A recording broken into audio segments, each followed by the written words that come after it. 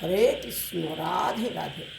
বাবা, গুরু চরণ করতে আশ্রয় করতে হবে। আগে কৃষ্ণ ভজন করতে হলে গুরুদেবের কৃপা সর্বশ্রেষ্ঠ কৃপা।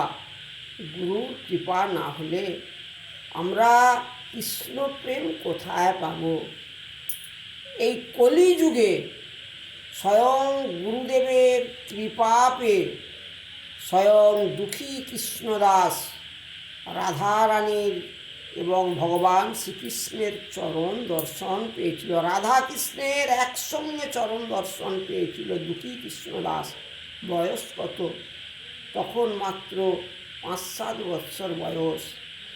উনি ওই গুরুচরণ আশ্রয় করবে বলে ঘর থেকে বেরিয়ে চলিয়ে গিয়েছিলেন পিতামাতার চরণে প্রণাম জানিয়ে। প্রথম কার কাছে দীক্ষা নিলেন উনি? হৃদয় চৈতন্য প্রভুর কাছে। ওইখান থেকে দীক্ষা নিয়ে চলে গেলেন কোথায়? বৃন্দাবনে সেই জীব গোস্বামীর কাছে।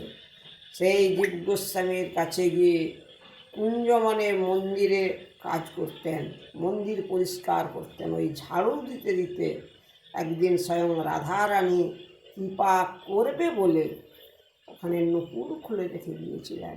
সেই গুরুদেবের কৃপা না হলে বাবা আমরা কি রাধা কৃষ্ণের যুগল চরণ পাব, না রাধা কৃষ্ণের প্রেম পাব? তাই আমাদের প্রত্যেকের কর্তব্য গুরু চরণ আশ্রয় করে কৃষ্ণ ভজন করা। হরে কৃষ্ণ, রাধে রাধে।